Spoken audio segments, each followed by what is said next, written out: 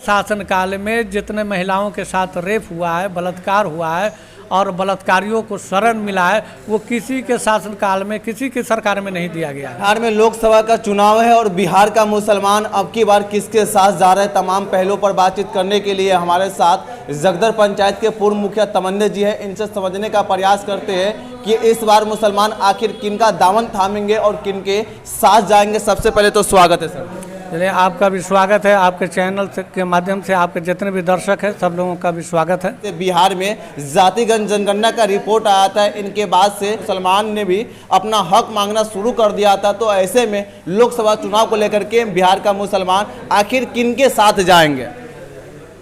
अभी नीति और सिद्धांत का चुनाव है। ये लोकसभा का जो चुनाव हो रहा है ये नीति और सिद्धांत का।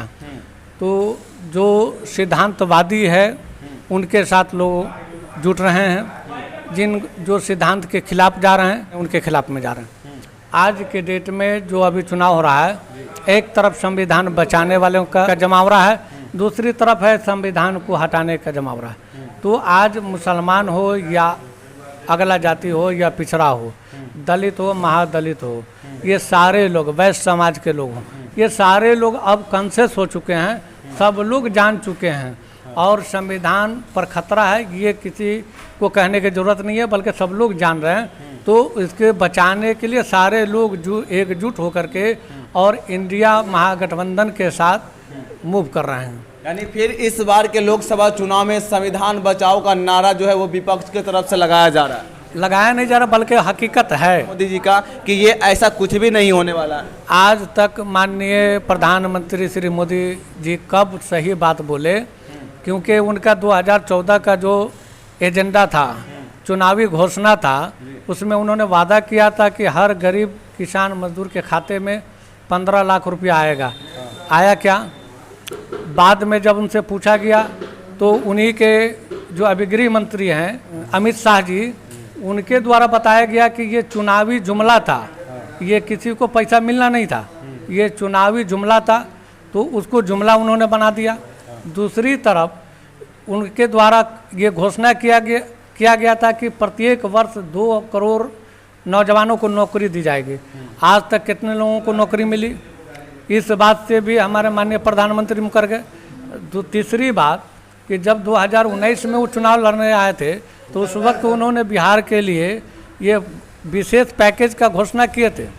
125 करोड़ रुपये का घोषणा किया था कि ये मैं दूंगा, लेकिन आज तक बिहार को मिला क्या? और ये सारी बात उनके द्वारा जो कही जाती है, चुनाव के बाद इस बात से मुकर जाते हैं। वो उनका कहना रहता है कि ये चुनावी जुमला रहता है, ये चुनावी भाषण करने का एक तरीका है, लोगों को अपनी तरफ आकर्षित करने का यह तरीका है। तो उसी तरह से आज जो वो बरगला रहे हैं कि संविधान को बदलने की कोई बात नहीं है, बल्कि संविधान में बहुत जगहों पर उन्होंने संशोधन किया और संशोधन करके संविधान को ख़त्म करने के धुन में है। अगर इन बार उनको बहुमत मिलती है तो इसमें कोई दो मत नहीं है कि संविधान हिंदुस्तान का चेंज हो जाएगा। आज सारे लोग इसी संविधान की हिफाजत के लिए, रक्षा के लिए एकजुट हो रहे हैं, जिसमें वैश्य भी है, अगली जाति के लोग भी हैं और दलित भी है, महादलित भी है, अकलियत भी है। अकलियत सब लोग मिल करके इन बार जो है कि उनकी सरकार बदलने में लगे हुए हैं और बदलेगी, सरकार बदलेगी, इन बार बदल जाएगी। जिस तरीके से आप मोदी जी को कह रहे थे कि मोदी जी का जुमलाबाज था, लेकिन जिस तरीके से राहुल गांधी इंडिया गठबंधन से आते हैं, राहुल गांधी ने भी जो सपना दिखाया था लोगों को, क्या लगता है कि वो सपना भी जुमलाबाजी में तब्दील होगा या वो सपना भी लोगों के बीच आएगा, देखने को मिलेगा? ये आज तक राहुल गांधी जो भी वादा किए, जिस स्टेट में उनकी सरकार बनी है उसमें उन्होंने पूरा किया। आज भी जो इलेक्शन का मैनिफेस्टो है, उस मैनिफेस्टो में जो इंडिया गठबंधन का मैनिफेस्टो है, इंडिया गठबंधन का जो मैनिफेस्टो है उसमें जवान, किसान, महिलाओं और नौजवानों का भी जिक्र किया गया है। और ये मोदी जी का जो मैनिफेस्टो है उसमें सिर्फ गारंटी, और उन्होंने एक बात पर ज़्यादा जोर दिया कि महिलाओं की मैं गारंटी देता हूँ। इनके शासनकाल में जितने महिलाओं के साथ रेप हुआ है, बलात्कार हुआ है और बलात्कारियों को शरण मिला है, वो किसी के शासनकाल में, किसी की सरकार में नहीं दिया गया। महिलाओं को कि सशक्तिकरण की बात हो या महिलाओं की सुरक्षा की बात हो, हर जगह विफल हैं। एनडीए की सरकार हर जगह विफल है। कांग्रेस की सरकार, इंडिया की जो सरकार है, महागठबंधन की सरकार है, जो भी वादा किया, बिहार में तेजस्वी यादव वादा किया, नीतीश जी के साथ गठबंधन में चुनाव लड़े थे, उसने वादा किया था कि मेरी सरकार बनेगी, मैं 10 लाख नौजवानों को नौकरी दूंगा। ज्यों ही नीतीश जी के साथ इनकी सरकार बनी तो लगभग 5 लाख लोगों को रोजगार इन्होंने दिया, नौकरी दिया। ये तो प्रमाण है, तो इनका तो प्रमाण है कि इन्होंने नौकरी दिया। आज तक उन्होंने वादा करके किसी को नौकरी नहीं दिया, ये भी प्रमाण है। ये आवाम जानती है, जनता। लेकिन एक सवाल ये भी उठाया जा रहा है कि मुख्यमंत्री जो नीतीश कुमार थे, तो फिर तेजस्वी यादव जी कैसे 5 लाख युवा को रोजगार दिए थे? मुख्यमंत्री नीतीश कुमार जी थे। जब चुनावी सभा में आदरणीय तेजस्वी यादव जब घोषणा कर रहे थे तो हमारे माननीय मुख्यमंत्री जी कह रहे थे कि तेजस्वी यादव अपने बाप के घर से ला के पैसा देगा। आज जब तेजस्वी यादव उनके साथ सरकार में शामिल हुए तो उप मुख्यमंत्री थे, फिर वो सीट कहाँ से बनी, कैसे बनी?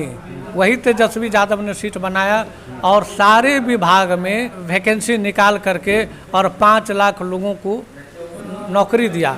आज हजारों लाखों लोगों परिवार में के चेहरे पर खुशियां आ गई है और लाखों नौजवानों के चेहरे पर खुशियां हैं। और आने वाले जो नौजवान जो बेरोजगार है, जो पढ़ करके बैठे हुए थे, उन सारे लोगों को खुशी है कि तेजस्वी की सरकार आएगी, हम लोगों को नौकरी मिलेगी डेफिनेटली। जी, सीतामढ़ी लोकसभा सीट पर किसे उम्मीदवार के रूप में देखते हैं? क्योंकि एक तरफ जेडीयू है तो दूसरी तरफ से आरजेडी है, तो विकल्प आप लोगों के लिए क्या है यहाँ? देखिए, आरजेडी के जो कैंडिडेट हैं ये गरीब कैंडिडेट है डॉक्टर अर्जुन राय जी। दूसरी तरफ जेडीयू के जो कैंडिडेट हैं एक जमींदार और राजा लोग हैं, दोनों में अंतर है। लेकिन यहाँ के लोगों को चाहिए विकासशील।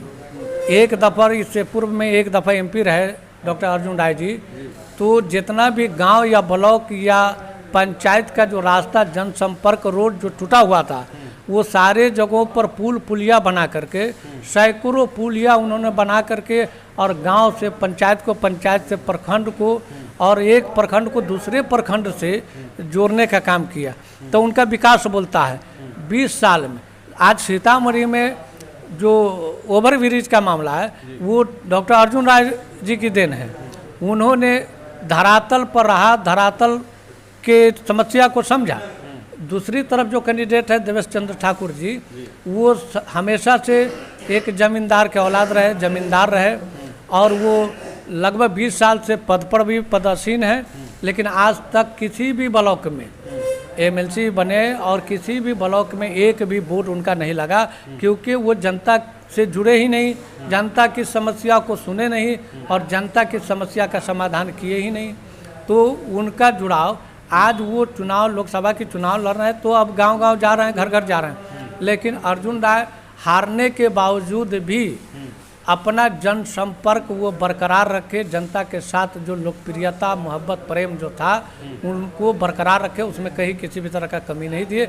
इसी वजह से आज पूरे सीतामढ़ी लोकसभा के लोग, जनता आज डॉक्टर अर्जुन राय के साथ है और जीत उनकी निश्चित है, इसमें कोई दो मत नहीं। जगदर पंचायत के पूर्व मुखिया तमन्ने जी इनसे समझने का प्रयास किए कि इस बार के लोकसभा चुनाव में जो बिहार के मुसलमान हैं आखिर किस ओर जा रहे हैं और इनका विचार जो था वो आप तक पहुंचाने की कोशिश किए थे। इस पर आप क्या सोचते हैं, कमेंट बॉक्स में जरूर